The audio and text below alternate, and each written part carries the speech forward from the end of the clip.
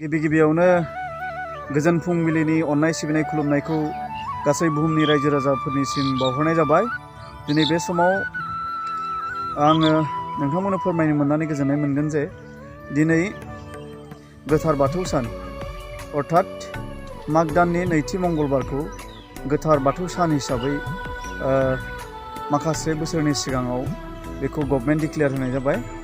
दा बिनि थाखाय आं सासे बर' फिसा एबा बर' बाथौइजिमनि सासे मानसि हिसाबै एबा बर'नि गुदि धोरोम बाथौ बेखौ गोजोन आरो गोथार हास्थायनानै एबा गोजोननाय लानानै दिनै गासै बर' रायजो राजाफोरनिसिम अननाय सिबिनाय खुलुमनायखौ गोथार बाथौ साननि मुङाव खनसे बावहरबावबाय।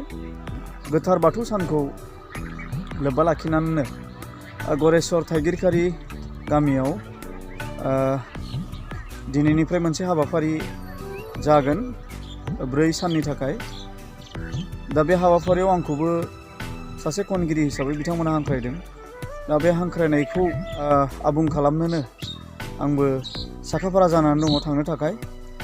दा गाबोन 24 अक्ट'आव बिथांमोना आंनो रंजानो थाखाय मोनसे प्लेटफर्म होदों। दा बिथांमोननि हांख्रायनाय लेखा आंबो थांनो थाखाय रेडि जादों।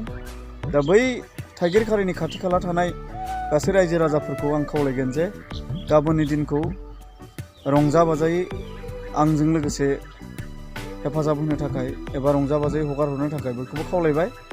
आरो गोथार बाथौ सानखौ बयखौबो फालिनो थाखाय एबा अनसायनो थाखाय खावलायनाय जाबाय। गोजोन्थों।